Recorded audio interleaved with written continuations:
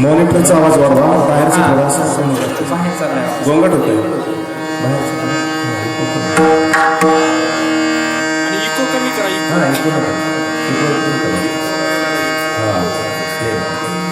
या बॉक्सचा आवाज द्या ना, मसलीतून वाढव. मसलीतून आता तरी पुढे हाची उपरी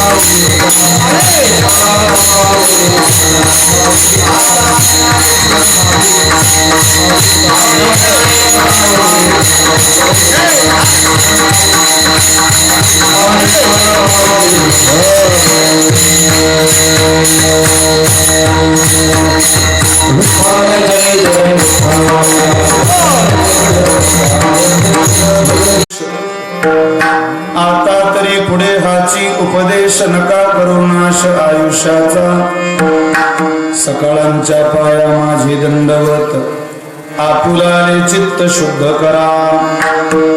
हित ते करावे देवाचे चिंतन, हित ते करावे देवाचे चिंतन. करू निया मन शुद्ध भावे सकळांच्या पाया माझे दंडवत आपलाले चित्त शुद्ध करा तुका म्हणे लाभ होय तो व्यापार तुका म्हणे लाभ होय तो व्यापार करा काय फार शिकवावे सकळांच्या पाया माझे दंडवत आपुलाले चित्त शुद्ध करा प्रारंभी विनंती करू गणपती विद्या दया सागरा अज्ञान त्वहरुणी बुद्धिमती दे आराध्य मोरेश्वरा चिंता क्लेश दारिद्र्य दुःख देशांतरा पाठवी हिरंबा गणनायका गजमुखा भक्ता बहुतोषवी आकार देया फुले चौकाडनिया फुले वरी बैसवू पाहुले श्री गुरूंचे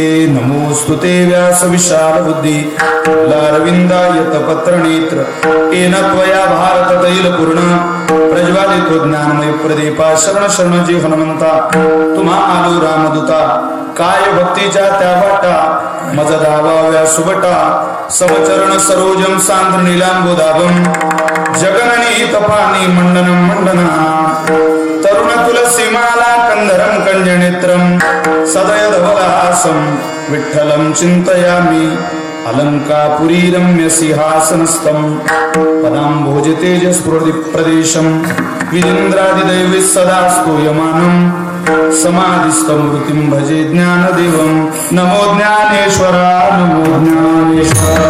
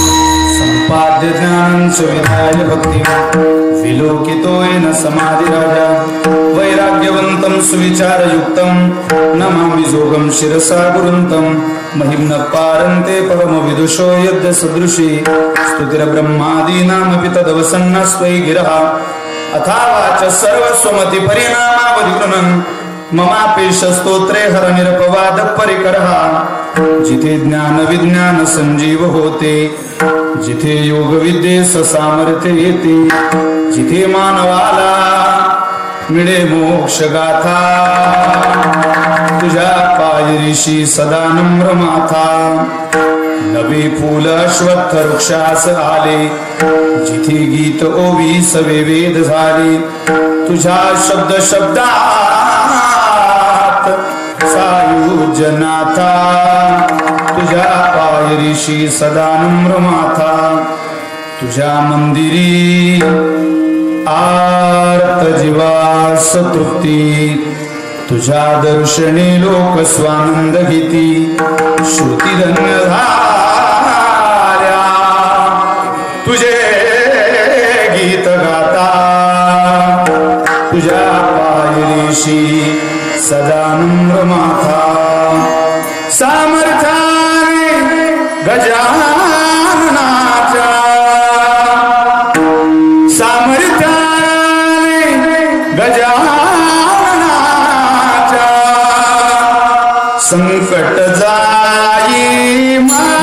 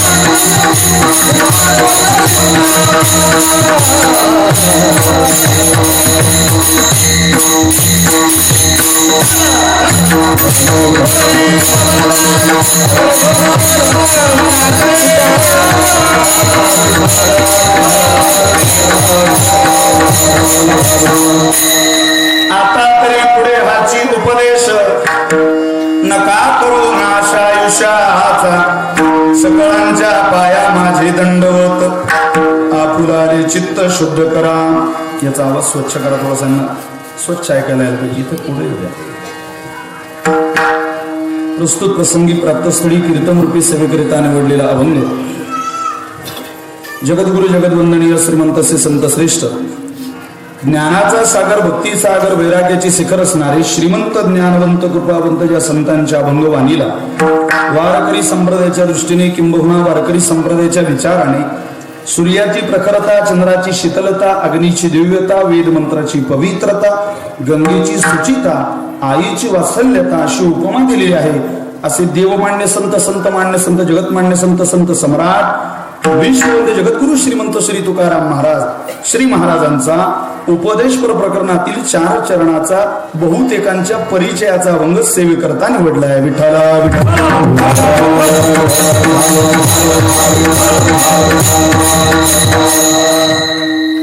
मला या गोष्टीची जाणीव आहे की माझ्या समोर बसलेल्या समाजापैकी चालत असलेल्या सोहळ्याबद्दल कोणी अनभिज्ञ नाही. चालत असलेला सोहळा कुठल्या निमित्त नाही हे सगळ्यांना ज्ञात जरी असलं तरी वक्त्याचं आद्य कर्तव्य असेल.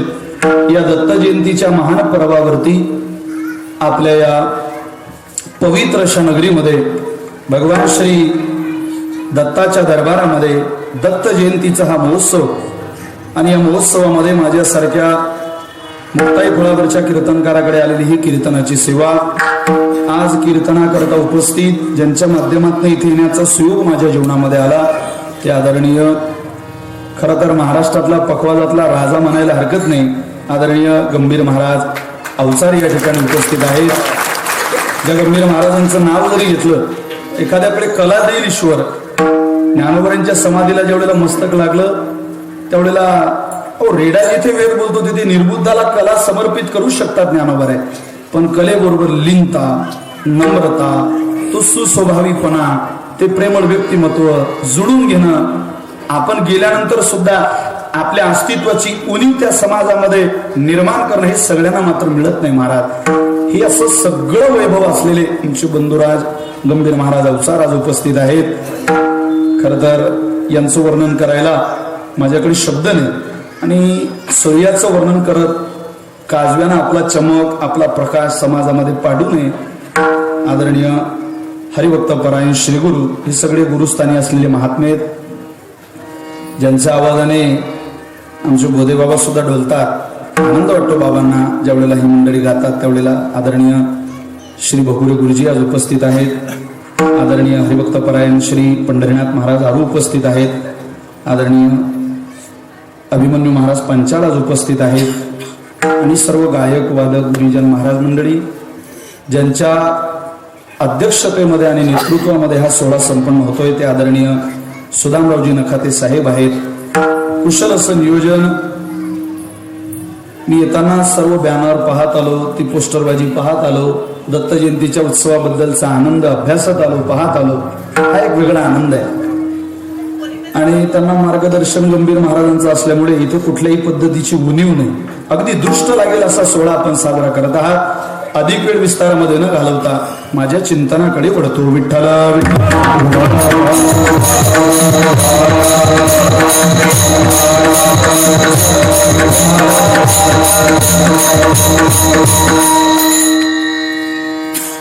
दोन तीन पर्वकाळ या दिवसांमध्ये जुळून आले. खर तर परवा गीता जयंतीचा उत्सव संपन्न होत आहे. वारकरी संप्रदायाच्या दृष्टीने अत्यंत महत्वाचा आणि मोलाचा दिवस गीता जयंती. सहज लोक म्हणून जातात हजारो वर्षापूर्वीचं तत्वज्ञान आज कशा करता वाचायचं, काय गरज आहे त्याची.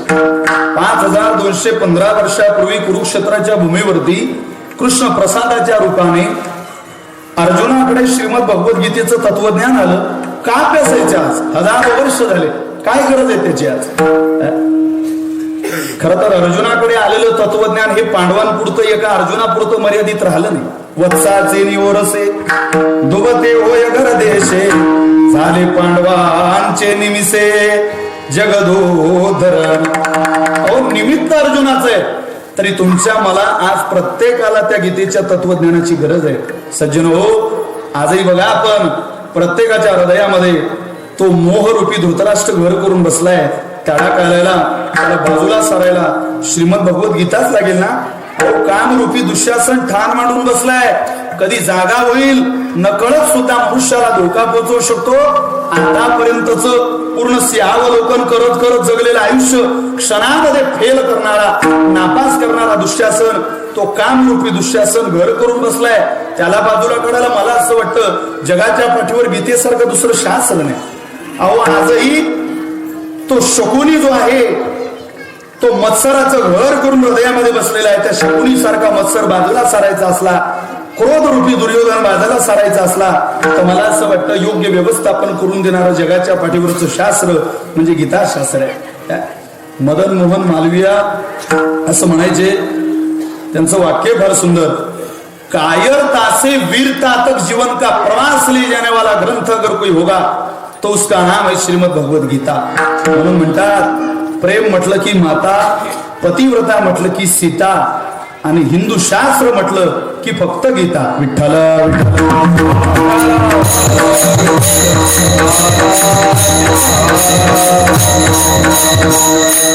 म्हणून मला असं वाटतं हे शास्त्र, हे दिवस, या परंपरा तुम्ही आम्ही सांभाळल्या पाहिजे. आपण जीवनाचा बारकाईने अभ्यास केला तर आपल्या एक गोष्ट लक्षात येईल, काही गोष्टी सतत घटत जातात. सतत घटने हा त्या गोष्टीचा स्वभाव, गुणधर्म, स्थायी भाव आहे.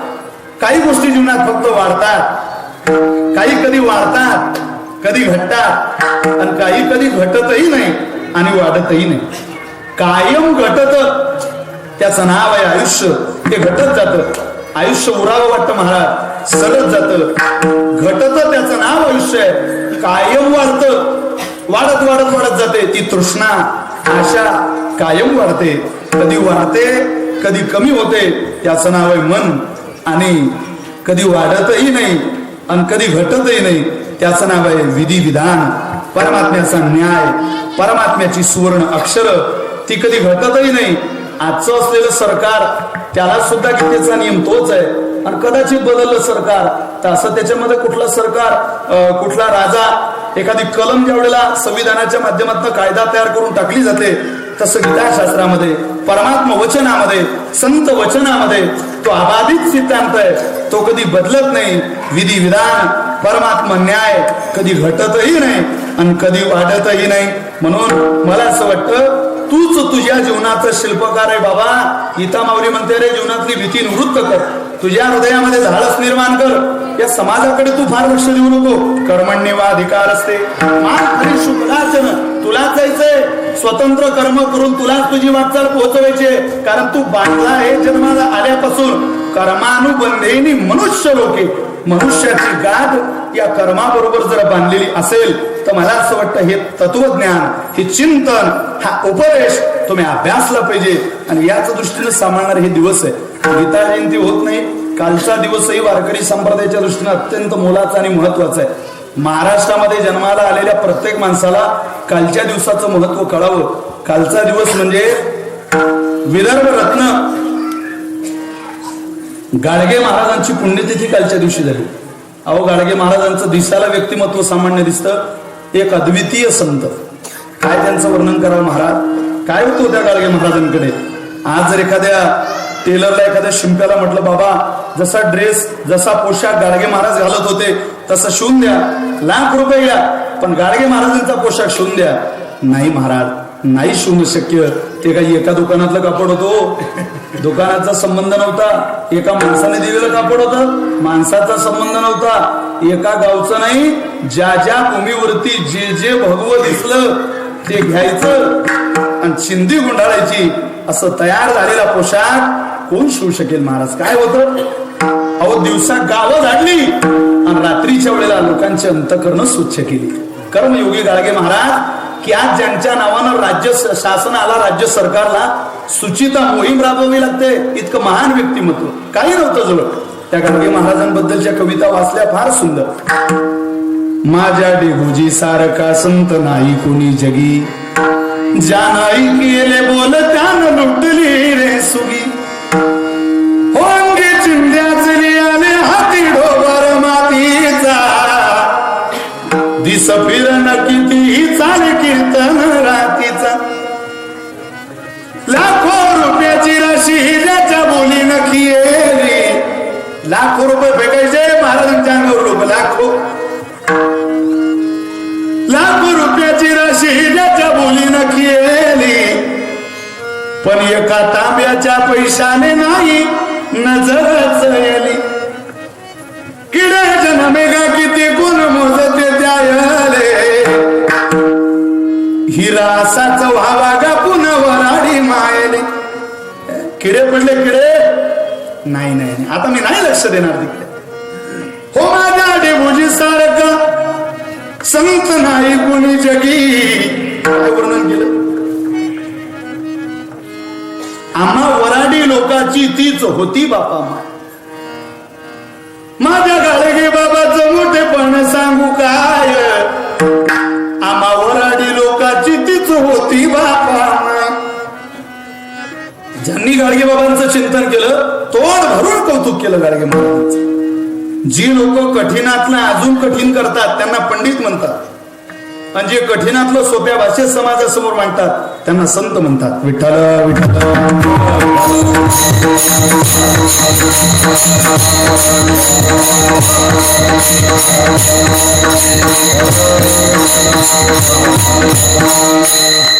अशा गाडगे महाराजांचा पुण्यतिथी उत्सव काढला आणि आज आपण अगदी दत्त जयंतीच्या पर्वाच्या जवळ आलो. दत्त जयंती ही वारकरी संप्रदायाच्या दृष्टीने अत्यंत अगदी फार जवळचा दिवस आहे. ज्ञान गोदावरीचे तिरी स्नान केले पांचाळेश्वरी. अहो वर्णन आलं श्री ज्ञानदेवाचे अंतरी दत्तराज योगिया. माझ्या ज्ञानोबारांच्या हृदयामध्ये सुद्धा भगवान श्री दत्तात्रयाचं वास्तव्य होतं. त्या दत्तात्रयाचं ध्यान करणारे संत श्रेष्ठ ज्ञानेश्वर महाराज या परंपरेचे आपण पायिक आहोत. म्हणून हे दिवस तुमच्या माझ्याकरता अत्यंत मोलाचे आणि महत्वाचे. भरपूर या दिवसाबद्दल बोलता येईल, पण मला माझ्या अभंगाचं चिंतन आपल्या समोर मांडायचंय. सज्जन हो, जगद्गुरु तुकोबारांचा 4 चरणाचा अभंग आपल्या समोर म्हटलाय ठेवलाय. प्रस्तुत अभंगाच्या द्वारा श्री तुकाराम महाराज उपदेशाचं प्रकरण तुमच्या माझ्या समोर मांडताय. महाराज म्हटले, आता तरी पुढे हाची उपदेश नका करून नाश आयुष्याचा. जगद्गुरु तुकोबारे अभंगाच्या सुरुवातीला पहिला शब्द वापरताय आता. मी तुम्हाला उपदेश करतोय, तुम्ही ऐका. थोडासा आता या पदाचा व्याकरणाच्या दृष्टीने जर आपण अभ्यास केला तर आपल्या एक गोष्ट लक्षात येईल. आता हा शब्द वापरत असताना जगद्गुरु तुकोबारे याच्या अगोदर सुद्धा काहीतरी बोलून गेले आहेत, काहीतरी उपदेश दिलाय असं लिखित होतं, असं लगेच कळतं. त्याचं कारण आहे आता हा शब्द एखादी गोष्ट सांगितल्यानंतर आणि दुसरी सांगण्याच्या अगोदर वापरणारा शब्द आहे. उदाहरणार्थ का हो, कीर्तनकार महाराज आले का? आलेत ना. टाळकरी मंडळी गोळा झाले का? आले. मृदंगाचार्य ते पण येऊन तयार आहेत. साऊंड सुद्धा लावलेला आहे. सगळं झालं. मग करा ना आता कीर्तनाला आरंभ. हे सगळं झालं तेव्हा आता आरंभ. नवरदेव नवरी आले का मंडपात? आले, येऊन बसले. आताच नवरीनं धरून आणला नवरदेव, बसवला खुर्चीवर. बरं बरं बरं. ब्राह्मण भाऊ आले का? आलेत ना. अक्षदा वाटल्या का? वाटल्या ना. पाठीमागे मामा उभे राहिले का? हो हो राहिले. मुलीची आई आली का तुळशीजवळ? आली आली. आताच मेकअप करून आणलं पुरीच्या आईला आताच. कारण आता महाराज मुलीला आणायला एक बाई आणि मुलीच्या आईला आणायला एक बाई असते. काळ बदलत गेला. आधी जर घरामध्ये लग्न असायचं, आजही विदर्भामध्ये प्रथा आहे, घरातल्या स्त्रिया स्वयंपाक बनवतात आणि आलेल्या पाहुण्यांना जीव घालतात. आता ते काही प्रमाणात जवळजवळ 90% बंद झालं. पण आधी घरातल्या सगळ्या स्त्रिया स्वयंपाक करायच्या आणि अतिथी देवो भव या नियमाला अनुसरून आलेल्या पाहुण्यांना जीव घालायच्या. मग का हो, घरातले स्वयंपाकात मग्न, माणसं स्वागतात मग्न, पाहुणे बोर होत असतील. नाही मग कुणीतरी पाहुण्यांच्या मनोरंजनाकरता नाचणारे आणावे लागायचे. तर नाचणारे बाहेरचे होते, म्हणजे स्वयंपाकी घरचे आणि नाचणारे बाहेरचे. आता हे उलट झालं. स्वयंपाकी बाहेरचे आणि नाचणारे घरचे. म्हणजे काळानुसार सगळी तफावत होत चालली. आणि का नवरीचे आली ना. सगळं झालं, सगळं झालं. अहो आता काय हरकत आहे मंगलाष्टकी म्हणायला? म्हणा ना, करा ना सुरुवात. हे सगळं झाल्यानंतर आता तसं संत परंपरेचा विचार जर आपण केला, श्री महाराजांनी आपलं जीवन समाजाला समर्पित केलं. बोलता बोलता, उपदेश करता करता. अहो महाराजांची उपदेशाची प्रकरण बघा. ज्या दिवशी महाराजांनी उपदेशाकरता एखादं गाव घेतलं, त्या गावामध्ये शहर घातलं नाही, गावाचंच वर्णन केलं. आळंदी हे गाव, धन्यदेव गाव, गावाचं वर्णन. एखादी नदी ज्या वेळेला दृष्टीपथात आली, नदीच. महाराज म्हटले ही नदी, अहो बघा बघा, अवघीच तीर्थे घडली एक वेळा वाचे म्हणता गंगा गंगा. नदीचाच उपदेश केला. एखादे संत जर गडी उतरवायचे झाले, नाही प्रतिज्ञा मात्रेन वस्तू सिद्धीर भवती किंतु लक्षण प्रमाणाभ्याम वस्तू सिद्धीर भवती. संत हा शब्द सुद्धा उल्लेख केला नाही, पण लक्षणाच्या दृष्टीने जर संत जीवन तुकोबरांना समाजासमोर मांडायचं असलं तर महाराजांनी फक्त पूर्ण अभंगात लक्षणं सांगितले, संताचं नाव सुद्धा घेतलं नाही. अहो कितीतरी अभंग आहे म्हणून आपला वेळ घेत नाही. महाराज म्हटले अरे ऐसा ज्याचा अनुभव विश्वदेव सत्तत्वे देवतया जवळी असे पापना असे धन्य ते संसारी दयावंत. संत नाव नाही पण वर्णन संताशिवाय नाही. अनेक उपदेशाचे प्रकरण महाराजांनी तुमच्या माझ्याकरता आणले, पण झालंय असं बऱ्याचदा बऱ्याच प्रमाणात श्री महाराजांचा उपदेश लोकांना फक्त मनोरंजनापुरता मर्यादित काही लोकांनी करून ठेवला. फक्त रंजन व्हावं, सगळे रस कीर्तनामध्ये असावे, समाज हसत खेळत डोलत कीर्तन ऐकावा, त्याच्याशिवाय आनंद नाही. कारण आध्यात्मिक आधी भौतिक आधी दैविकच फक्त लोकांना सांगितलं तर लोक झोपतील आता. नाही ते भरपूर ऐकलंय, सगळं खेळवत त्यांना द्यावं, पण त्याच्याकरताच नाही. महाराज म्हटले बऱ्याचदा असं कळतं. एक आजी आपल्या नातवाला घेऊन बस स्टँडला गेली, कडेवरती तिचा एक नातू आहे आणि ती घेऊन बस स्टँडला गेली. त्या कंट्रोलर साहेबाकडे गेली आणि त्यांना विचारते, साहेब पंढरपूरकडे जाणाऱ्या गाड्या किती वाजेला सुरू होतं? ते कंट्रोलर साहेब म्हटले, आजी पहिली गाडी सकाळी 6ला आहे, बरं मग दुसरी 7ला आहे, बरं मग तिसरी 9ला आहे, बरं मग पुढे आणखी 11ला आहे, आणखी पुढे म्हटले 2ला आहे, 5ला आहे.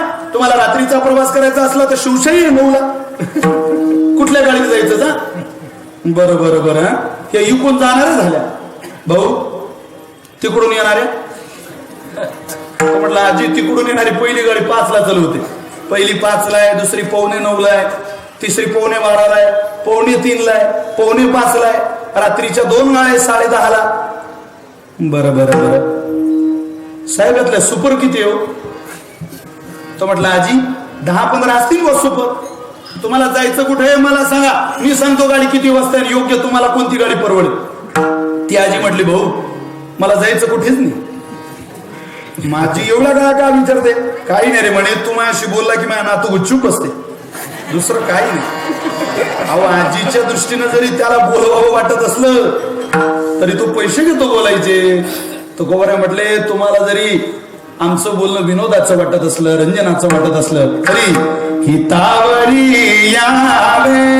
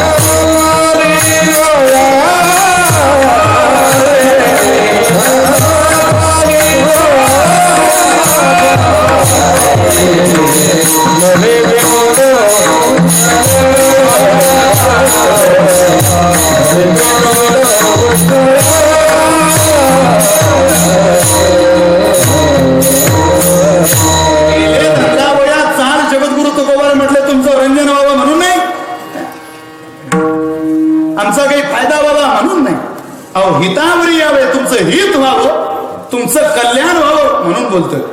पण खरं सांगायचं झालं तर आता चांगला उपदेश ऐकणारे तयार नाही. चांगलं कोणाला आवडत नाही नाही. खरं सांगा, आता आम्ही तर ग्रामीण भागातले माणसं, तुम्ही शहरामध्ये राहताय, प्रामाणिकपणानं सांगा, जेवढं 20 वर्षाच्या अगोदर आपल्या घरात चांगलं होतं तेवढं आज ऐकावं, काहीतरी ऐकावं वाटत होतं. अहो जात सुद्धा घरात चालायचं तेवढं निळोबाऱ्यांच्या नाथांच्या गवडणी बाहेर यायच्या. आत्ताही आमच्या आजीचं वय 104 वर्षाचं, अजून निळोबाऱ्यांच्या बऱ्याच गवडणी पाठ आहे, अजूनही आठवतात पूर्ण, तेवढ्याला आवडायचं. पण या 20 वर्षामध्ये बरी तफावत झाली, सगळं बिघडलं. पण हे जास्तीत जास्त कोण बिघडवलं असेल तर मला असं वाटतं टेलिव्हिजन, तंत्रज्ञान. जेवढं तंत्रज्ञानाचा आणि मनुष्य गेला तेवढा बिघडला. आधी लाईट बंद केल्यावर झोप लागायची, आता नेट बंद केल्याशिवाय झोप लागत नाही. काळ बदलतोय, दिवसेंदिवस परिवर्तन होत आहे. जेवढं काल समाजाला चांगलं आवडत होतं तेवढं आज आवडत नाही, आणि जे आज पटतंय ते उद्या पटणार नाही. खरं सांगा, 20 वर्षाच्या अगोदर आपल्या घराच्या टीव्हीत किती चॅनल होते? बोला किती? तुम्ही बोर झाले का? घरी जाऊ का? तुम्ही असं टेन्शन घेऊन कीर्तनाला बसू नका. किती वेळ किती चॅनल होते? एकच. ती दूरदर्शन गुरुजी बरं होतं. 20 वर्षाची नात आणि 70 वर्षाचा आजोबा तुम्ही पाहू शकत होते सोबत 20 वर्षाच्या अगोदर. आज तुम्ही कोणतंही चॅनलला दूसरी सफेदी निरमा से आए रंगीन कपड़ा खिल खिल जाए सबकी पसंद निरमा वॉशिंग पावडर निरमा. तुम्ही आमची पावडर घ्या, तुमचे कपडे धुण्यासारखे स्वच्छ होतील. इतकी ताकद आमच्या पावडर मध्ये, तुम्ही आमची पावडर घ्या. आम्ही तिला म्हणतो आम्ही ती पावडर घेतोय, कपडे धुण्यासारखे होतील, पण तू कपडे तर घाल. कपडे धुवायला घालावे लागतील ना. तू घालतच नाही तर धुवायचं काय? असं होतंय का आमच्या लेकी बहिणींना? आमचे तरुण पोरं तरुण पोरगी टीव्ही पाहते समोर. जे काल होतं ना महाराज ते आज नाही. अहो एकच चॅनल होतं, मला आठवतं मी गरीबाचा पोरगाव, ते दुसरं चॅनल बदलवायचं झालं तर मी त्या पत्राच्या घरावर चढायचो असं, आणि तो एंटीना जिल्ह्याच्या दिशेने फिरवायचो. तेव्हा काय छत्र्या होत्या? हे तुम्ही सगळ्यांनी पाहिलेले उदाहरण आहे. मी तो एंटीना असा जिल्ह्याच्या दिशेने फिरवायचो आणि खालच्याला विचारायचो आलं का? याचा अर्थ तुम्ही फिरवले हो. आलं का? तो खालचा म्हणायचा मुंग्या आला, मुंग्या. मुंग्या आल्यावरही आनंद व्हायचा महाराज. चित्र आल्यावर तर मग बस पुण्य फळले बहुता आनंद चित्र. पण काही नाही, त्यावेळेला संस्कृतीशी जोडलेला समाज होता. काहीतरी पाहायचं. 7 वाजेला बातम्या आज ऐकल्या तर 70 वर्षाचा म्हातारा सगळ्या नातवंडांना घेऊन बसायचा उद्याच्या दुसऱ्या दिवशीच्या 7 वाजेच्या बातम्या ऐकायला. म्हणजे शिळ्या बातम्या लोकांना ऐकायला मिळायच्या. पण चांगलं, माफी मागून बोलतो, त्यावेळेला बातम्या सांगायला येणारी सुद्धा पदर घेऊन डोक्यावर बातम्या सांगायची. नमस्कार, काय संस्कृती आपली महाराज. नाही का? अहो कार्तिकाचा महिना झाला, प्रामाणिकपणाने सांगा तुमच्या दारावरती एखादा ओरिजिनल आंधळे पांगळे वासुदेव म्हणणारा दान पावला वासुदेव भेटला का महिन्यात? नाही भेटला. आधी यायचे आणि त्यावेळेला लोक ऐकायचे सुद्धा. आता लोक ऐकायच्या मानसिकतेत नाहीये महाराज, नाही ऐकत लोक. त्यावेळेला तो सांगायचा साहेब काय 2027 ची पॉलिसी काढताय LIC ची? काढा काढा, जरूर काढा. 2027 चं नियोजन करताय. 2027 ला माझ्या घरात पॉलिसीचा हप्ता किती भरायचा त्याची तरतूद तुमच्या व्यवहारामध्ये आज आहे. 2027 चा हिशोब तुम्ही आज करताय साहेब, तशी अजून एक पॉलिसी काढून घ्या. तो वासुदेव सांगायचा काही थोडा होत लाग पाठ करा भक्ती भाव धरा तन मन ध्यान द्या लावो नियमित जरी करणे असेल. अहो तुम्हाला आयुष्याचा शिवट जोड करायचा असेल तर पॉलिसी काढा. मिली थी जिंदगी किसी के काम आने के लिए, लेकिन जिंदगी का सारा वक्त तो इतना कमा कर ना कफन में जेब है ना कब्र में अलमारी. ये मौत के फरिश्ते तो रिश्वत भी नहीं लेते. ज्याच्या ताब्यात तुमचं माझं मरण आहे ना, तो नवीन 2000च्या नोटा घेत नाही. नोटा तुम्ही काय सत्कर्म केलं पुण्यात हे विचारतो. झाले का एखाद्या संस्था चालक? तुम्ही अध्यक्ष झाले का? केलं का अण्णांसारखं एखादं कार्य?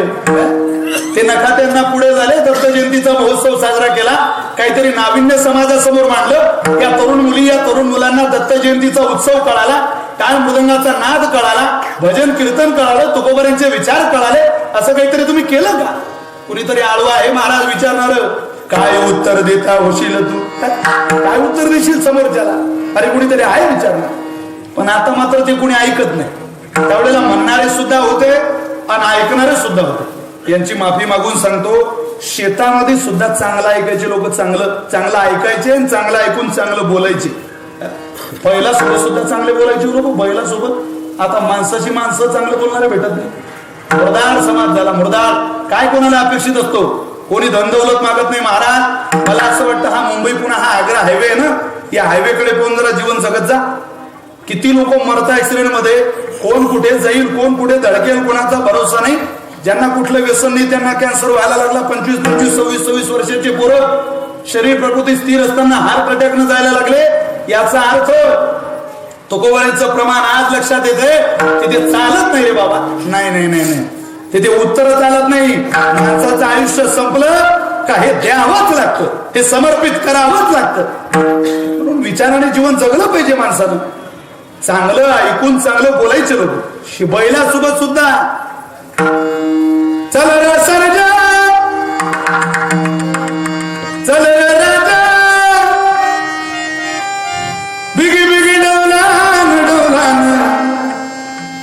न गाव मोठावरच गाणं सर्जा राजा म्हणायचे त्याला नावं ठेवायचे. चल र राजा, चल र सर्जा. आता बैलाशी सोडा, माणसाशी बोलताना लोक शिव्याने सुरुवात करतात. मला 8 दिवसापूर्वी एखादा फोन आला. आता फोन आल्यावर आपल्याला सवय कशी हो, रामकृष्ण हरी, जे मुक्ताई, जय हरी असंच म्हणतो आपण, आणि म्हटलं पाहिजे. मी फोन उचलला आणि म्हटलं रामकृष्ण हरी. समोरचा म्हणे अरे चमाईले महाराजले फोन लागला मला फोन. तो कठीण आहे महाराज. लोकांची सुरुवात शिवीने होते आणि बोलण्याचा पूर्णविराम सुद्धा शिवीने होतो. चांगलं ऐकत होते लोक. अहो तर माझ्यासारखा माणूस एक गंभीर महाराज पकवास घेऊन बसले. मी यांना म्हटलं पाहिजे वा काय तुमची चाट आहे, काय तुमची ती लग्गी आहे, वा काय मुखला वाजवला तुम्ही, काय गोडवा आहे तुमच्या हातात ईश्वराने दिलेला, काय लागतंय मला एवढं म्हणायला. आपलं कीर्तन या परिसरात कुठेही असू द्या, पुण्यात त्यांचा पकवास घेऊन ते हजर. यांचं कीर्तन आहे हा पकवास. पण मी यांना म्हटलं काय वाजवतोय तुम्ही, का नाटक आहे का, काय तुम्हाला समतरी कळतो का, काय तुमची थाप आम्हाला कळत नाही. हे म्हणतील हा पकवास आणि कीर्तन. मी चाललो घरी. काय केलं माझं, फक्त बोलण्यावरती दारावरती आलेल्या पाहुण्याला जीव घालताना जर म्हटली बाई घ्या हो घ्या चतकोर बर घ्या ना, घ्या घ्या थोडीशी जिलेबी घ्या, नाही नाही थोडी थोडी बासुंदी तुम्ही घेतलीच पाहिजे, नाही नाही हो जेवण करू, नाही नाही तुम्हाला घ्यावंच लागेल, माझा आग्रह तुम्हाला घ्या, चतकोर पोळी वाडा वाडा वाडा वाडा. ते नाही म्हणतील वाडा तरी तुम्ही अहो वाडा, मी सांगतोय वाडा, भात वाडा थोडासा वाडा. तो माणूस म्हणेल वा काय प्रेमळ माणसं. पण जर माझ्यासारखा बसला आणि माझ्या घरी 2-4 जण जेवत आणि मी म्हणावं घ्या खा खा, या ना तुमच्याच पुढे घ्या. कल कल कल कल क्या करे, कल करे कल कल कल कल क्या करे, कल करे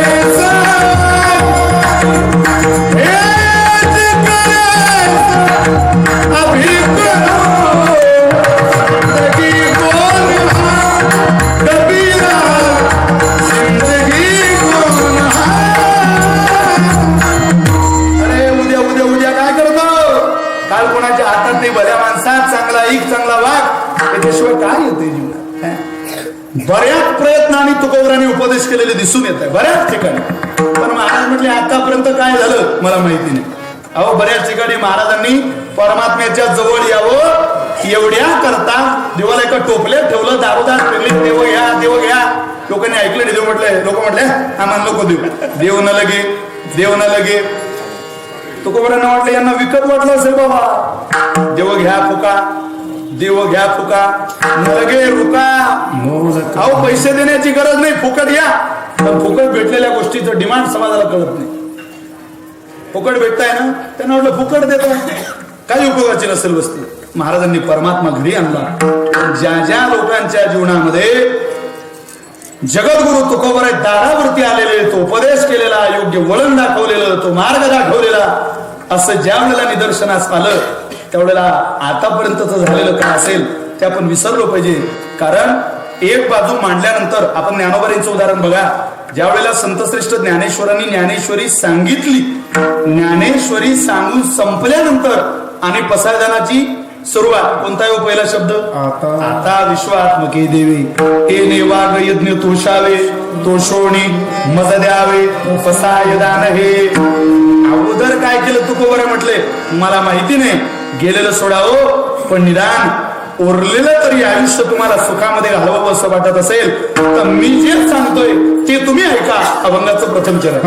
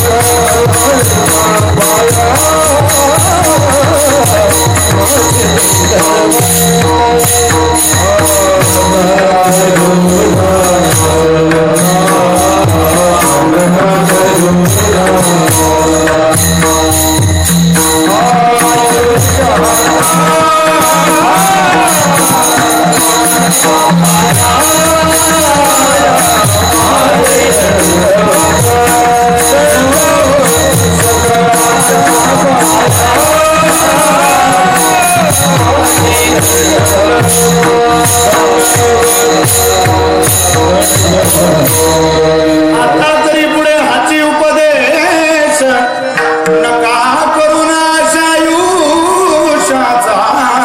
महाराज म्हटले उरलेलं तरी नाशाला जाऊ नये माझा ऐका. आता तरी पुढे हाची उपदेश नका करुणाच्या रे थोडं कृत त्रेता द्वापार आणि कली या 4 युगाचा विचार केला तर जितकं तेव्हा होतं तितकं आज नाही. आयुष्य जसं कमी झालं तशी उंची सुद्धा परमात्म्यानं कमी केलेली याचं भान असू द्या. कृतयुगामध्ये काय 4 डोळे होते का माणसाला? हेच शरीर होतं. फक्त याची उंची होती 28,700. 28,700चा नरदेह आणि 1,00,000 वर्षाचं जीवनमान. 1,00,000 वर्षाचं आयुष्य, 1,00,000 वर्षाचं जीवन आणि 28,700ची उंची. पाहता पाहता त्रेतायुग सुरू झालं. परमात्म्याने त्या त्रेतायुगामध्ये आयुष्यावरचं एक शून्य काढलं. किती राहिलं होते? किती राहिलं? मी असं नोटाबंदीच्या काळात बोलू नका. 2018 सालच्या वेळी आपण 2019ला येऊन ठेवलं. त्या 2017 मध्ये लोक बोलायचे नाही नोटाबंदीच्या काळात. त्यांना असं काही विचारलं, आकडा जर विचारला तर लोकांना वाटायचं का इन्कम टॅक्स कडून आला हा. बोलायचे नाही लोक. मला आठवतं महाराज माझं कीर्तन होतं अकोल्याला. कीर्तन झालं आणि माहिती पडलं 500,000च्या नोटा बंद झाल्या. मी तिथून घरी आलो. दरवाजा वाजवला. दरवाजात आमची मंडळी उभी होती. मी त्याला म्हटलं सरकार बोलो तुम्हारे पास कितना माल है. ते म्हणे तुम्हाला झालं काय? म्हटलं तुला माहित नाही. म्हणे नाही. मी ना टीव्ही लावली. टीव्हीत न्यूज चॅनल लावलं. त्या चॅनल समोर आमचं चॅनल बसवलं. म्हटलं या काळ्या दाढीवाड्याकडे पाहू नको, त्या पांढऱ्या दाढीवाड्याकडे पहा. ते बाबा काय म्हणतात? ते बाबा बोलत होते रात्री. मेरे भाइयों बहनों, मैं आपसे कहना चाहूंगा 500 और 1000 रुपए की नोट कागज का टुकड़ा बन गई. लेकिन मेरे भाइयों बहनों, पूरी ईमानदारी से की हुई कमाई आप अपना पैसा बैंक में, पोस्ट ऑफिस में या फिर विशाल महाराज खुले के अकाउंट में डाल सकते हो. इसके अलावा आपके पास कोई काळा पैसा किती निघाला महाराज? त्या पैशाचं सोडून द्या, आपल्याला तो विचार नाही. पण आपल्या घरातला निघाला. याचा अर्थ बायको चोरी करते असं म्हणत जाऊ नका. हँगलला टांगलेले शर्ट धुवायला घेताना त्यातले आपोआप 100 रुपये कमी होता. आपोआप. पण काम पडलं की आपल्याला मदत करणारी हीच माऊली. आपण म्हणा मला मार्केटला जायचंय, पैसे नाही, काय करू? ती बाई म्हणते मी देते. आपण म्हणा बरं झालं ते लवकर. माझ्याकडे कुठे आहे? आताच तर तू म्हटली मी देते. अहो मी म्हणजे मला ती ताई देणार आहे, तिच्याकडून घेते तुम्हाला देते. जन्म जातो जन्म माणसाचा, पण शेजारची ताई लक्षात येत नाही. जन्म आपण म्हणता इथं ताईचं लहान लवकर काम तर भासतंय ना. ही म्हणते ती तशी नाही दे. वा वा तुम्हाला अनुभव हो. काय घेते? बोला बोला एकदा बोला. काय घेते? इंटरेस्ट घेते, व्याज घेते. पैसा कोणाचा? आपला. आपलाच पैसा आपल्याला देऊन आपल्या पैशाला आपल्याजवळून व्याज घेणारी जगातली सगळ्यात खतरनाक बँक आहे ही. तिची निर्मिती फक्त इंडिया झाली, आउट ऑफ कंट्रीला जमलं नाही. विठ्ठला विठ्ठला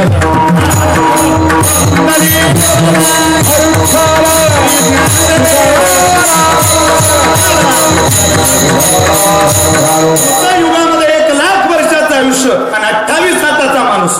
त्रेतायुगामध्ये परमात्म्याने 1 शून्य काढलं, किती राहिलं बोला? 1,000 वर्षाचं आयुष्य. आणि उंची निम्म्यावरती आणली. 28 हातावरून गणित आलं, पुणेकर 14 हातावरती. पाहता पाहता द्वापारयुग सुरू झालं. परमात्म्याने त्या द्वापारयुगामध्ये आयुष्यावरचं 1 शून्य काढलं, किती राहिलं? किती? 1 लाखावरून त्रेतायुगामध्ये 10,000 वर्षाचं आयुष्य, माफ करा, आणि द्वापारयुगामध्ये 1,000 वर्षाचं आयुष्य. 1,000 वर्षाचं आयुष्य राहिलं द्वापारयुगात. उंची राहिली 28 हात, 14 हात, आणि द्वापारयुगामध्ये 7 हात. पाहता पाहता कलियुग सुरू झालं. कृत, त्रेता, द्वापार आणि कली. कलियुगामध्ये परमात्म्यानं 1,00,000, 10,000, 1,000, परत 1 शून्य काढलं, किती राहिलं? 100 वर्षाचं आयुष्य. उंची 7 हातावरती होती, ती निम्म्यावरती आणली. त्याचं गणित आहे 3.5 हात. कबीर महाराजांना विचारा, महाराज म्हटले ना, आउट हात का मानव देह अल्लाने तुझे दिया, खाया पिया सुख से सोया नाग जमाना. 3.5 हाताचं नरदे. उंची आहे 3.5 हात आणि आयुष्य आहे 100 वर्षाचं. तेही पूर्ण मिळत नाही. महाराज म्हटले अल्प आयुष्य मानव देह शतगणिले येते अर्धरात्र काय, मध्ये बालत्व पीडा रोगक्षय, काय भजनाची उरले ते पाहिगा, वाढा सायाचे मनुष्य जन्म पाळावा, वियाला पुरुषार्थ तो का वाया दौडावा, काया वाचा म्हणे करुणी मुरारी ओळगावा, व्रते एकादशी करुणी परलोक ठाकावा. जिथे जिथे नरदेहाबद्दल आणि आयुष्याबद्दल जाग करण्याची वेळ आली, संत चुकले नाही महाराज. त्यांनी जाग करण्याचा विचार केला. मला तो वाईट याही गोष्टीचं वाटत नाही, आयुष्य कमी राहिलं, वाईट याचंही वाटत नाही, उंची कमी राहिली, वाईट याचं वाटतंय. या कलियुगामधले विचार मात्र कमी झालेले, हीन झाले माणसाचे विचार. काही विचारी माणसं राहिलेले नाही. आता ही तरुण, ही बालगोपाल, ही पिढी आहे ना, यांना कीर्तनात बसवायला प्रयत्नाची पराकाष्ठा असते कीर्तन करायची, ते नाही बसत. कारण त्यांना 2 तास एक चित्र पाहायला नाही आवडत. त्यांना बदलता मूड पाहिजे, बदलतं चित्र पाहिजे, काहीतरी वेगळं पाहिजे. हे कम्प्युटर टेक्नॉलॉजीच्या युगातली पोरं आहे महाराज, अवघड आहे यांचं. मी माझ्या जीवनातला प्रसंग नेहमी सांगतो, हे पोर कोणाचा ऐकणार नाही. अहो, यांचा अनुभव फक्त शिक्षकांना. मी ज्यावेळेला औरंगाबादला शिकायला होतो, डीएडला असताना, डीएडच्याच अभ्यासक्रमामध्ये आम्हाला त्यावेळेला इंटर्नशिप लागू होती. 6 महिन्याचं ट्रेनिंग होतं. म्हणजे एखाद्या शाळेवर 6 महिने काढायला लागायचे. मी डीएड होऊन ज्यावेळेला सोनारी गावामध्ये शिकवायला गेलो 6 महिन्याकरता, 2-2.5 महिने झाले होते. 2-2.5 वर्ष आधीचे मेसचं जेवण जेवण होतं. त्या मेसच्या जेवणामध्ये कंटाळा आलेला, कारण त्याच्यात तोंड काय सोलतं, अपचन काय होतं, असं वाटायचं कोणाच्या तरी घरचा डबा मिळावा, 2-4 घास आपल्याला चांगले खायला मिळावे. मी एका पोराला एका दिवशी म्हटलं, बाळू तो डबा आणला का रे? आणलाय म्हणे गुरुजी. काय आणलं रे? पुरणपोळी म्हणे. म्हटलं गळा वा, ती तर माझ्या आवडीचे. आणि इकडे त्यानं पुरणपोळीचा डबा माझ्या समोर आणला. मी घास घेतला, तुपात भिजवलेली पुरणाची पोळी, एक घास खाल्ला. वा म्हटलं, एकदम खास सगळं पुरणाची पोळी. ही पुरणाची पोळी मला पूर्ण आवडते, पण काय करू, मी खाऊ शकत नाही. तो म्हणे, अहो खा खा, तुम्हाला आवडते तर खाऊन टाका. अरे म्हटलं, माझ्या इतके आवडीचे की मी पूर्ण संपवू शकतो, पण मी जर पुरणाची पोळी खाल्ली तर तू घरी काय सांगणार? तुम्ही खावा म्हणे. मी सांगेल कुत्र्याने खाल्ली, तुम्ही खा. त्यानं त्याच्या लेवलला दिलेलं उत्तर महाराज. याचं काही वाटलं नाही, पण मला कुत्रा म्हटल्यावर तुमच्या हसण्यातून जितका आनंद जाणवला तो अलौकिक. विठ्ठला विठ्ठला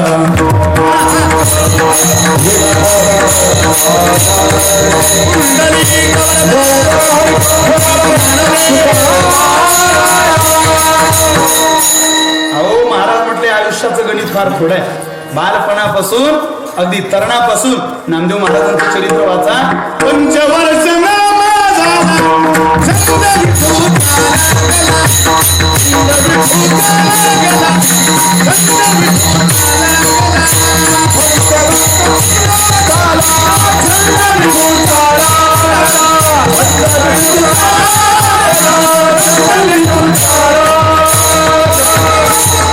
Oh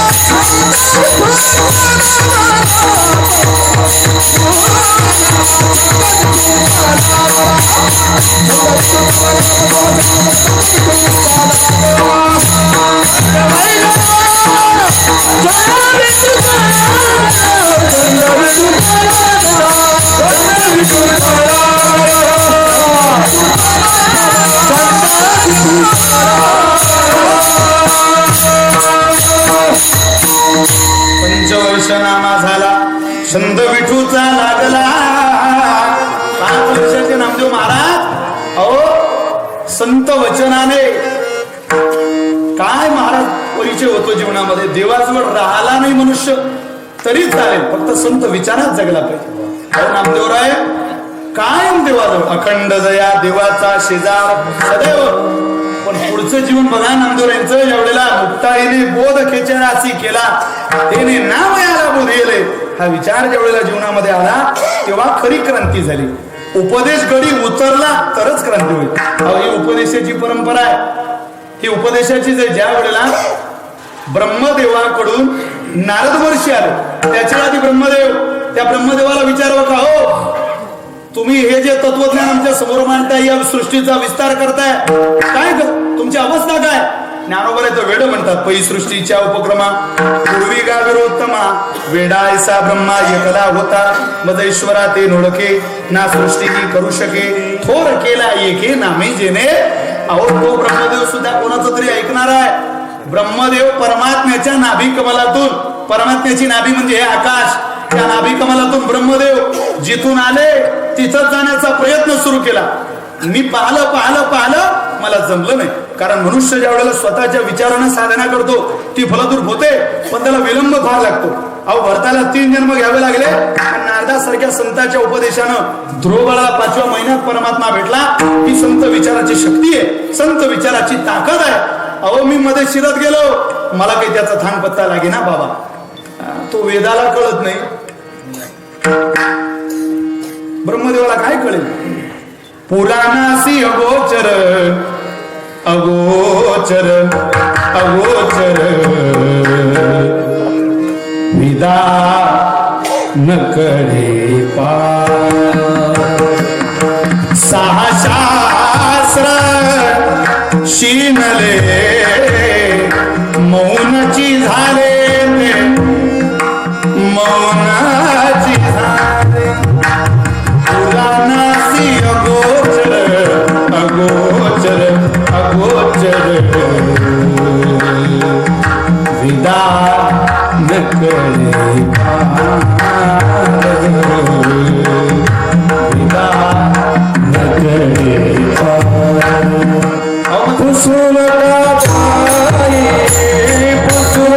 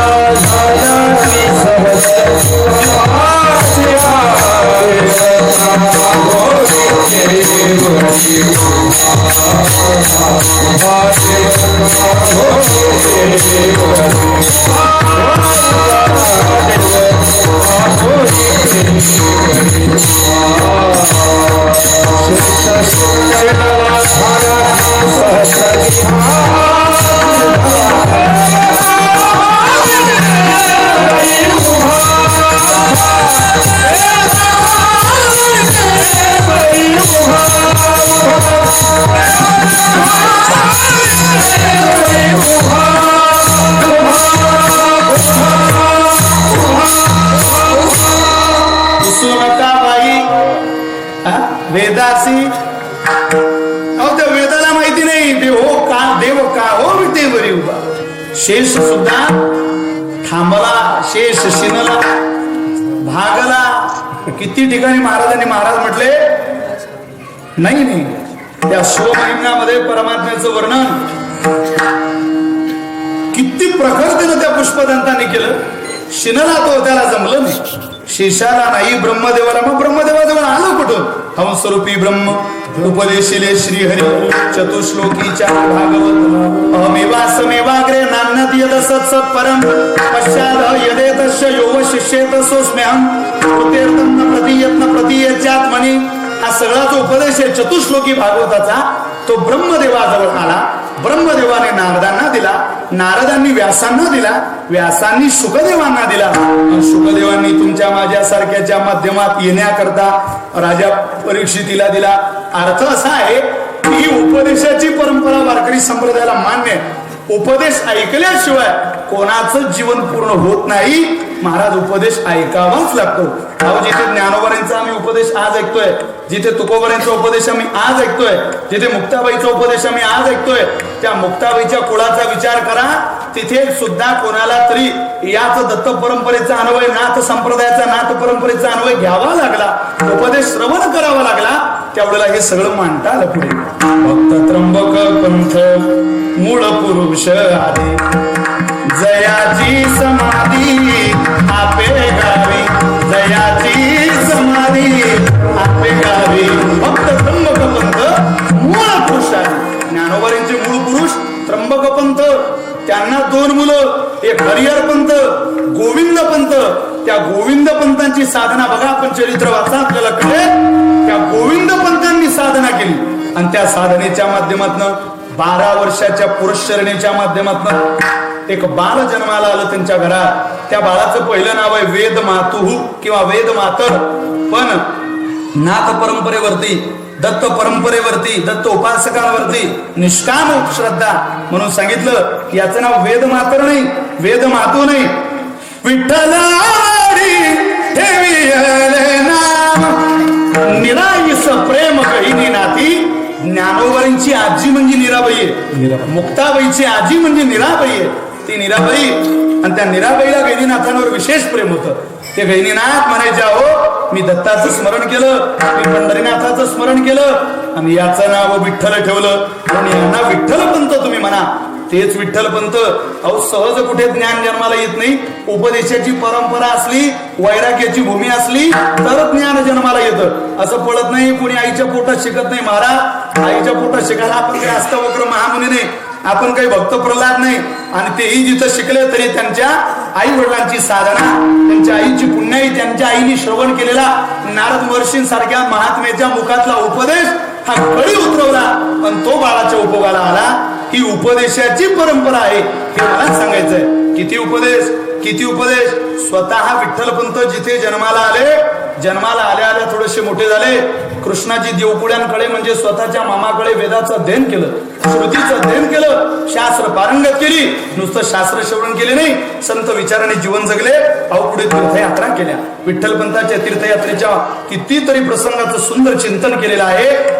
ते ज्या वेळेला त्र्यंबकला गेले म्हणे आणि त्र्यंबकेश्वराला मस्तक लावलं, त्यावेळेला त्र्यंबकेश्वर म्हटला, वा वा वा, काय महात्मा तीर्थयात्रेला आला. अरे याच्यासारखा वैराग्य संपन्न महात्मा जर माझी तीर्थयात्रा करत असेल तर मला असं वाटतं की या महात्म्याच्या पोटी मी जन्म घेतला पाहिजे. त्र्यंबकेश्वराला वाटलं, भगवान परमात्म्याला, भगवान शंकराला वाटलं या महात्म्याच्या पोटी जन्म घ्यावा. साक्षात निवृत्तीनाथ जन्माला आले महाराज. भगवान विष्णूच्या पोटी आले, साक्षात ब्रह्मदेवजांच्या पोटी आले, नवे नवे योग मायाजांच्या पोटी जन्माला आली. त्यांच्या जीवनामध्ये आधी उपदेश श्रवण केला, तेच सगळं मुलाबाळांना दिलं आणि त्यांच्याच उपदेशाने तुम्ही आम्ही कृतार्थ झालो. म्हणून माणसाने सगळं येतं या भानगडीत पडू नये. अहो मनुष्या जीवनभर विद्यार्थी असावा. पण तुमचं आमचं असं आहे का विश्वासाला तुडविजे चोरा, शिनला सुईजे महाचोरा, तैसे दोषी इही नरा अनिष्ट कीजे. माणसाचा घात करणारे बाहेरचे नाही, या जगात कोणी घात करू शकत नाही. हो माणसाचा घात करणारे सगळे आत आहे. क्रोधपारुषमेवच अज्ञान चाभिजातस्य पार्थ संपदमासुरीम. जसं दैवी संपत्तीचे गुण सांगितले तसे आसुरी संपत्तीचे दोष सांगताना ही आयुष्याचा नाश करणारे आत आहे. म्हणून ऐका बाबू हो, नका करू नाश आयुष्याचा. आता तरी पुढे हाची उपदेश, नका करू नाश आयुष्याचा. वेळ फार कमी आहे. महाराज जगद्गुरु तुकोबाई असं म्हणतात, मी तुमच्या पाया पडायला सुद्धा तयार आहे. तुमच्या पाया पडतो, सकळांच्या पाया माझे दंडवत. महाराजांनी पाया पडावं आणि ते ही आपली लायकी नाही. महाराजांनी पाया पडावं ही महाराजांची उंची नाही. महाराजांनी झुकावं नाही नाही नाही.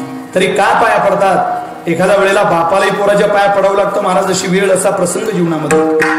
अहो गावातला माणूस सांगायला आला, पाटील ओ पाटील, तुम्हाला थोडस ऐकायला वाईट वाटेल पण माझं ऐका. तुमचं पोरग मी एकदा बेरवार मध्ये जाताना पाहिलं राव. माझा पोरगा? हो हो, मी पाहिला माझ्या डोळ्याने. पोरग दारूच्या दुकानात जाताना मी पाहिलं. सावरा आवर घाला पोराला, अजून दिवस आहे सुधारायचे, पोराला समजावलं पाहिजे असा निरोप सांगणाऱ्याचा आनंद वाटला बापाला. आता ही गोष्ट जर एखाद्याच्या बापाला जाऊन सांगितली तर तो म्हणेल तुम्ही दिले का पैसे? पितो तर पिऊ द्या ना, त्याच्या पैशाचे पितोय, तुम्हाला काय? लोकांना चांगलं पटत नाही. बाळूला समजून सांगितलं, बेटा बाळू, दारूकडे तुझ्या बापानं पाहिलं नाही रे. आपली वारकऱ्यांची परंपरा आहे का दारू पिऊ नको, दारू पिऊ नको, दारू पिणं चांगलं नाही, पिऊ नको दारू. बरं बरं बाबा, एकदा चुकलो, मित्रांच्या आग्रहापोटी त्या दुकानामध्ये त्या बारमध्ये जाण्याचा योग आला. शपथ घेतो आता दारूच्या ग्लासाकडे सुद्धा पाहणार नाही. पहिल्यांदा समजून सांगितलं, माझ्याकडे लक्ष द्या ऐका. पण दुसऱ्यांदा सुद्धा त्या बाळूला स्वतः बापाने बिअरबार मध्ये जाताना पाहिलं.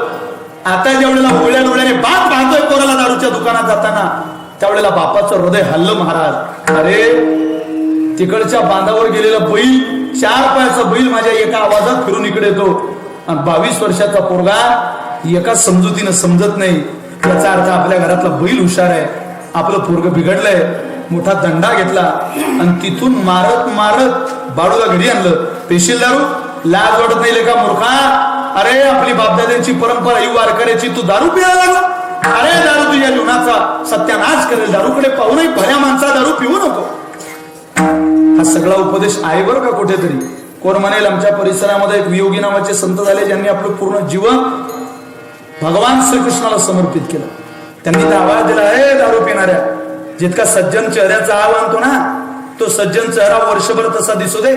अरे दारूचा ग्लास हातात घेताना जरा या पोरांकडे पहा, गोजीरवाण्या त्या मुलांकडे पहा, तुझ्या पतीव्रत्या पत्नीकडे पहा. जिनं 20 वर्षाचा बाप तुझ्या नावावरती केला, बाप सोडला, तुझं नाव पुढे लावलं, तुझी सगळी सौभाग्याची ती भूषण, ती अलंकार घालून फिरते, ती चांगली दिसावी म्हणून नाही, ही अमुक अमुक माणसाची बायको शोभून दिसावी म्हणून, आणि तो दारू पितो. अरे दारू पिऊ नको भल्या माणसा, तू तुझ्या जीवनाचा घात करतोय. जी माणसं आपल्या पोराच्या विवाहामध्ये दारू आणत असतील ना महाराज, त्यांनी आपल्या पोराचा प्रपंच सुखी व्हायचा विचार स्वप्नामध्ये सुद्धा आणू नका. अरे ज्याला दारू पाजताय तुम्ही, त्याची पतिव्रता नारी कोणीतरी वाट पाहते घरी, तुमच्या घरच्या दारूने त्याचं भागत नाही. तो घरी जातो, माय भाकरी थापत असते चुलीजवळ, तुम्ही जा महाराज, कठीण प्रसंग आहे. अरे दुष्काळाचं सावट आहे, 4 पोते सोयाबीन ज्याच्या घरात आहे त्याची 20 वर्षाची पोरगी तरुण आहे, 4 पोते सोयाबीन आहे, प्यायला पाणी नाही, आणि घरात 20 वर्षाची पोरगी आहे. लग्नाचा विचार आहे, तो दारू पिऊन येतो, त्याच्या घरची जरी नाही तरी दुसऱ्याच्या घरच्या पोराच्या लग्नातली पिऊन येतो. माय भाकरी थापत असते चुलीजवळ, हा येतोय दारू पिऊन, आणि त्या बाईला जोडा भरली लाद घालतोय. स्तनाला लागलेलं मांडीवर एक पोरग आहे, बालमित्राचं सचित्राचं पुस्तक घेऊन 5 वर्षाचं पोरग मांडीजवळ बसलंय, आणि हा त्या बाईला लात मारतो. महाराज, अहो स्तनाला लागलेलं पोरग मांडीच्या खाली गेलं, हातातली भाकर चुलीत पडली, तांब्यातल्या पाण्याने चूल विजली, आणि 5 वर्षाचं पोरग याचा हात धरतो, म्हणतोय बाबा आईला कशा करता मारता हो, तुम्हाला पैसे पाहिजे ना, मी देतो ना पैसे, चला मला माहितीये पैसे कुठे. 5 वर्षाचं पोरग महाराज, गरीबाचं पोरग, अहो काय करतं, त्याला कोणाचा द्वेष नाही, कोणाबद्दल प्रेम नाही, कोणाबद्दल जिवाळा नाही, कोणाबद्दल तिरस्कार नाही. पोरानं स्टूल आणला, 5 वर्षाचं पोरग स्टूलवरती चढलं, पाठीवरच्या तांदळाच्या डब्यामध्ये हात घातला, पाठीवरच्या तांदळाच्या डब्यातली 100ची नोट काढली, बापाच्या हातात दिली. जी 2 वाजेपर्यंत काम करून मिळवलेली नोट होती, आई पाहते माझं पोरग 100 रुपयाची नोट देते, पण उठून बसायची ताकद नाही, आणि तानं पोरग सोडायची हिंमत नाही. ज्यावेळेला पोराकडे माय पाहते ना, देऊ दिली 100 रुपयाची नोट, दिली पोरानं 100 रुपयाची नोट, घ्या बाबा, फक्त माझ्या आईला मारू नका, माझ्या आईला मारू नका. घरातली तर भाकरी नाही, पोरगा आग्रह करताय, आई श्रीमंताच्या घरचं लग्न आहे ग, जाऊ का तिथे जेवायला जाऊ द्यायला. पोराला आईची इच्छा होती, पण काय करू, आधीच तर दारू पिलाय, आणि घरातले 100 रुपये नेले. जर त्या पंक्तीमध्ये माझा मालक पडलेला असला तर लोक माझ्या पोराकडे बोट दाखवतील, म्हणतील अरे याचा बाप आहे हा. माझ्या पोराकडे कोणी पाहून म्हणेल हा दारुड्याचा बाप आहे, कशा करता जाऊ देऊ मी माझ्या पोराला. अहो आपल्या घरच्या दारूने जर एखाद्या बाईचं जीवन उद्ध्वस्त होत असेल तर मला असं वाटतं कुठला आनंद. म्हणा ना एखाद्याला चला कीर्तनाला, म्हणा ना चला ज्ञानोबरांच्या दर्शनाला, म्हणा ना चला त्र्यंबकला, म्हणा ना चला मुक्ताईनगरला. करता करविता अर्धपुण्य लाभे.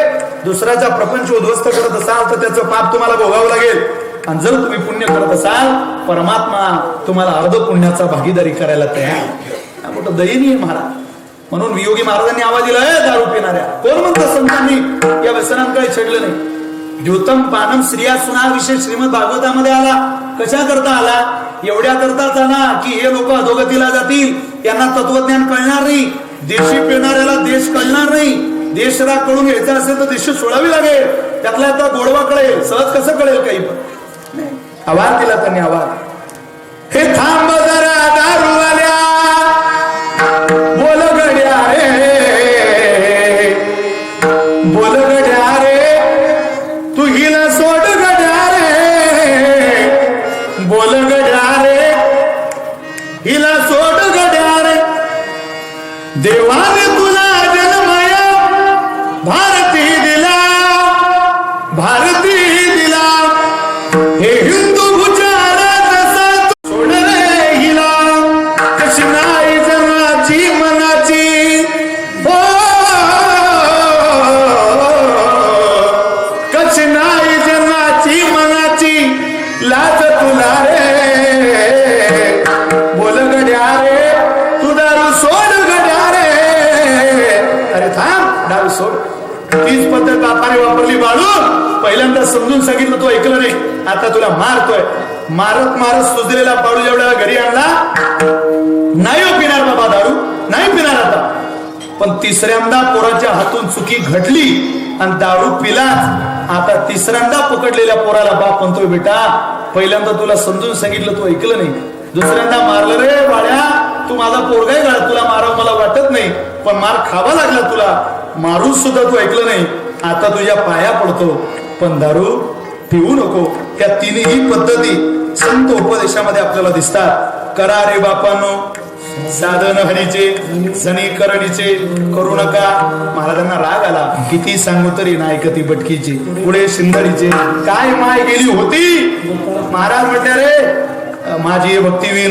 जळवते जी आले पण अगा पृथ्वीवरील पाषाण नसती काही तुमचं जीवन दगडासारखं आहे पण इतके रागावून सुद्धा ज्या ज्या लोकांनी ऐकलं नाही त्यांच्याकरता बोलले सकाळांच्या पाया माझे दंडवत आपुला चित्त शुद्ध करा विठोबार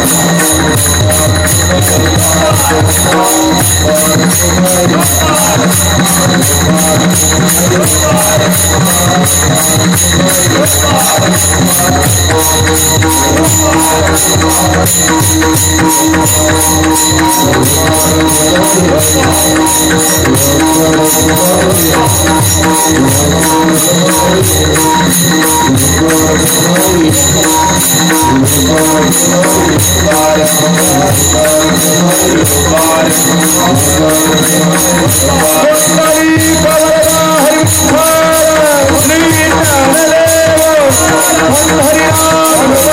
तरी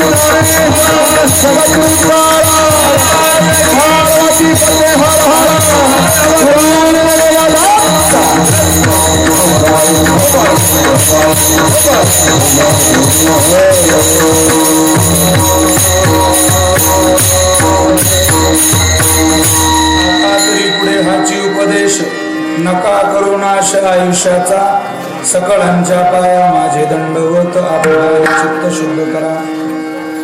एवढे हार घातल्यावर माझ्या डोक्यात विचार येतो बा पोळ्याच्या दिवशी बैलाला कसं वाटायचं. कमाल आहे विठ्ठल.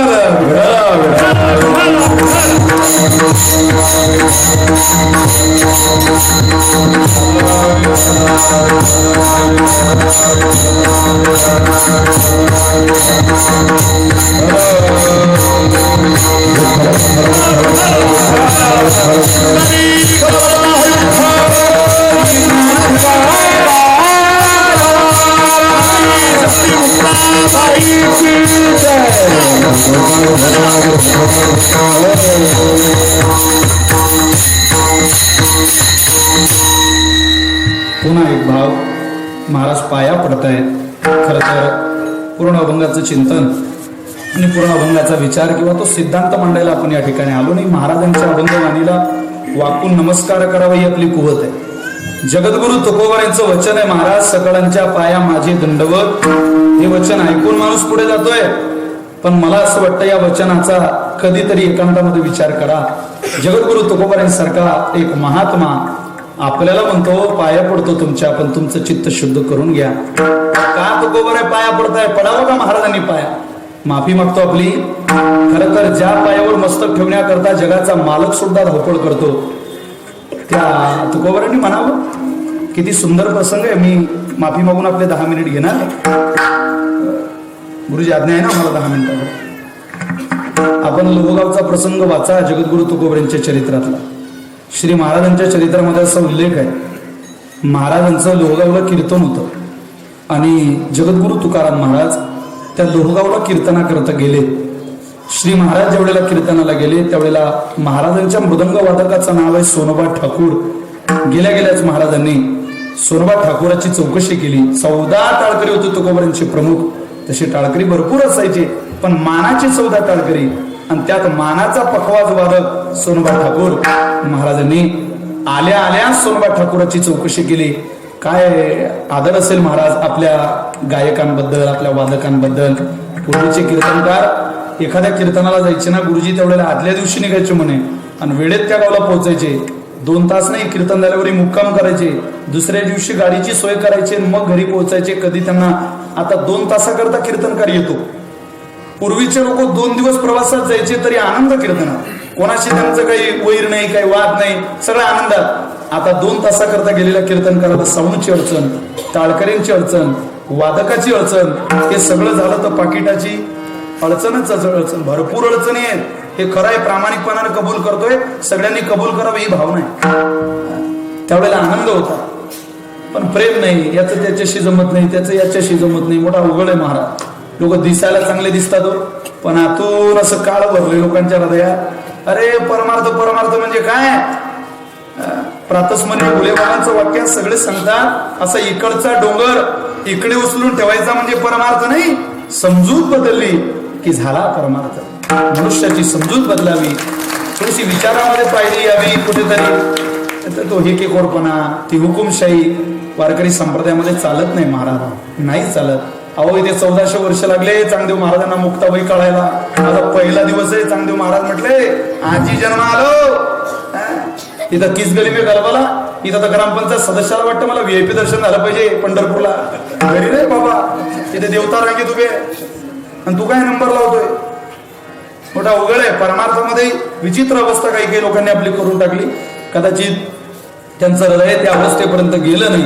अहो जगद्गुरु तुकोबरांनी आल्याला विचारपूस केली, कसा आहे माझा सोनबा? लोक म्हणायला लागले महाराज आम्हाला उत्सुकता होती तुमचं कीर्तन सोनबा ठाकूरांनी वाजवावं, पण महाराज तो आजारी हो, त्याला बरं नाही, अंग तापलेलं आहे, त्याचं फनफनलेलं आहे सोनबा ठाकूर. बरं बरं बरं असं म्हणता भजन करणारे तुकोबर आहे. त्या सोनबा ठाकूराच्या आठवणीमध्ये रममान झाले. काळजी करू नका महाराज, कोणाला तरी पखवाज वाजवायला बोलू आपण आणि कीर्तन करून घेऊ. हे जगद्गुरु तुकोबांचं कीर्तन सांगतोय मी, की ज्यांच्या कीर्तनाचं नियोजन या महाराष्ट्राच्या राजाने करावं, छत्रपती शिवाजी महाराजांनी करावं, त्यांचं कीर्तन आहे. आणि लोक म्हणतायत महाराज तुम्ही करूया, दुसऱ्या पखवाज वादकाची व्यवस्था करतो बरं का. बरं बरं महाराज म्हटले करा, कीर्तन महत्वाचं आहे, वाजवायला कोणी असो. व्यवस्था दुसऱ्या पखवाज वादकाची करायला लागले. महाराज गादीवरती गेले. ज्यावेळेला विना आला आणि श्री महाराजांनी सुरुवात करायची. महाराजांचं कीर्तन म्हणजे एकदा सुरुवातीला डोळे बंद करावे तर जे विठ्ठलाला डोळे उघडावे, कारण ते देवासाठीच कीर्तन होतं ना महाराज. भक्ती ज्ञाना विरहित इतरा गोष्टी न कराव्या, प्रेम भरे वैराग्याच्या युक्ती विवराव्या, सगुण चरित्रे परम पवित्रे सादर वर्णावी. कीर्तन होतं ते महाराजांचं. जेणेकरून मूर्ती ठसावी अंतरी श्रीहरीची. सगुण चरित्रे परम पवित्रे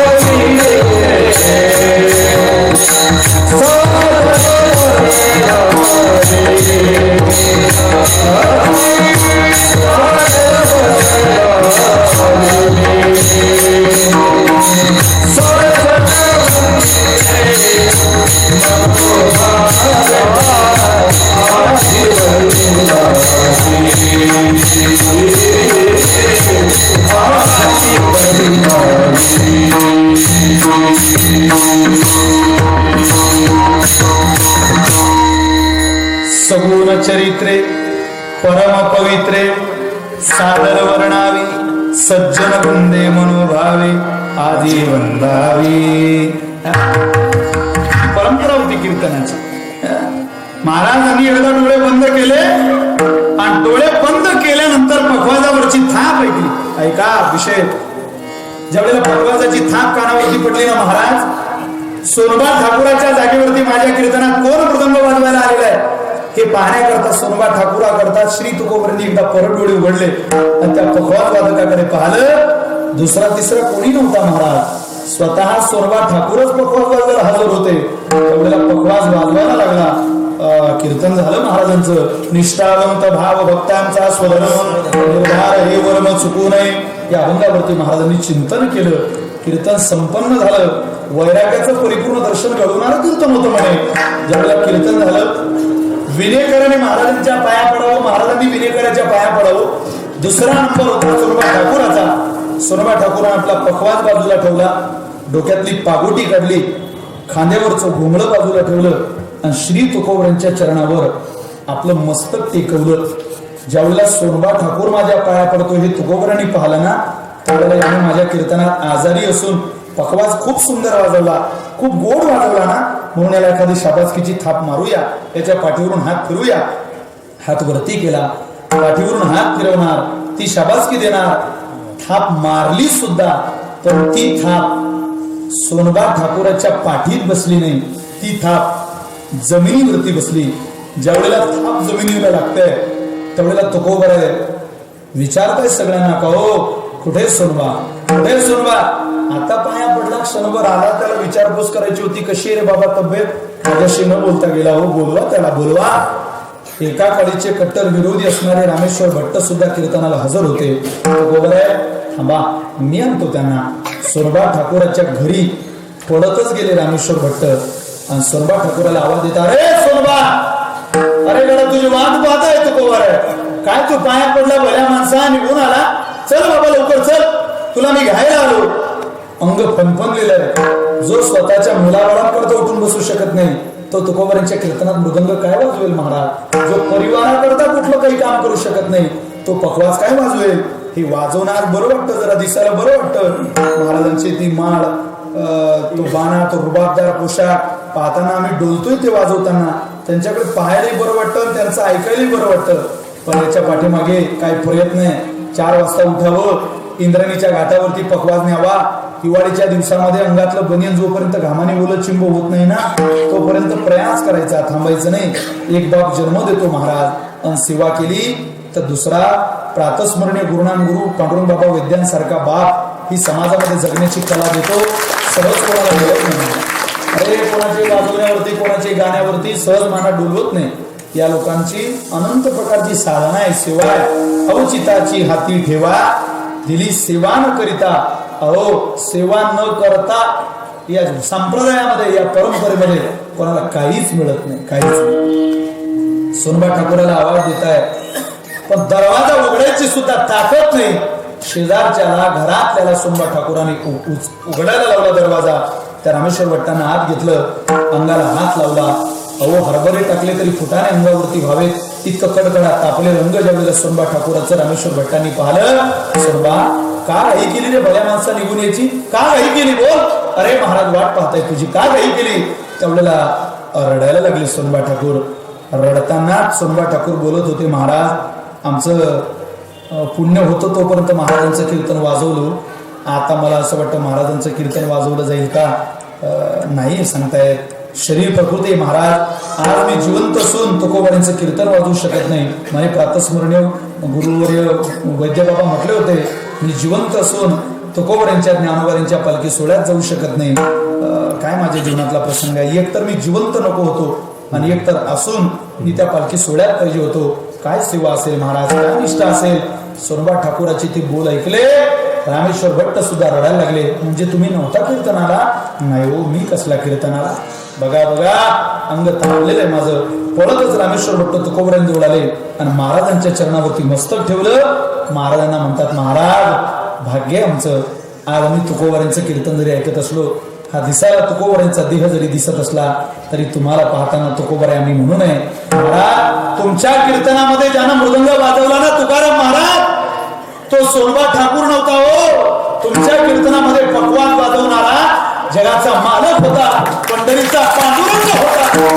तुमच्या कीर्तनात पकवान वाजवण्याकरता पंढरीची वीट सोडली, तो पुंडलिक नाही सोडला, ते चंद्रभागेचं तीर सोडलं आणि लोहगाव घातलं. महाराज आम्ही तुकोबारांचं कीर्तन ऐकत नाही, हे साक्षात तुकिता तुलने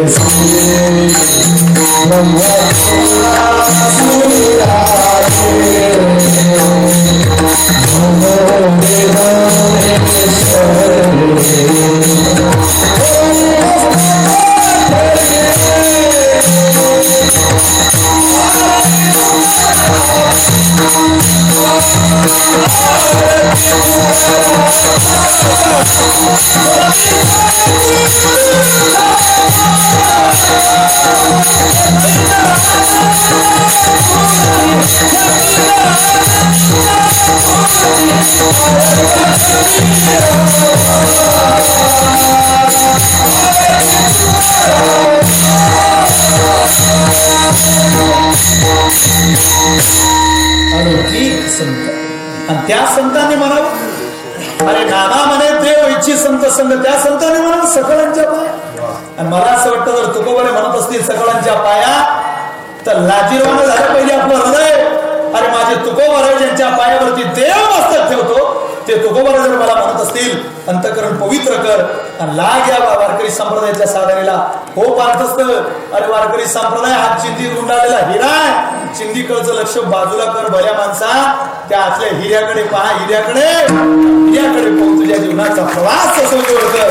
ती शिकवून द्या तुकोबारांनी दिली. आपुला आले चित्त शुद्ध करा. ज्याला दुसऱ्याचं धन आणि दुसऱ्याची बाई आवडते ना महाराज, त्यानं 1000 वाऱ्या केला तरी उद्धार होत नाही. ज्याच्या जीवनामध्ये माझ्या तुकोबारांची शिकवण उतरली, त्यावेळेला शिवरायांचं तुकोबारांचं नाव घेण्याचा नैतिक अधिकार महाराष्ट्राला महाराज मिळत असतो. या मातीनं सुद्धा आपल्याला नावं ठेवू नये. इतकं लाजीरवाणं जीवन मनुष्याचं असू नये की इतकं पवित्र व्हावं की काम नाही, क्रोध नाही, काम नाही, झालो काही रिकामा, काम गेला, ईर्ष्या गेली, मोह गेला. महाराज करूया बरं का आम्ही, पण आम्हाला काही मिळवायचं असलं तर मग हित ते करावे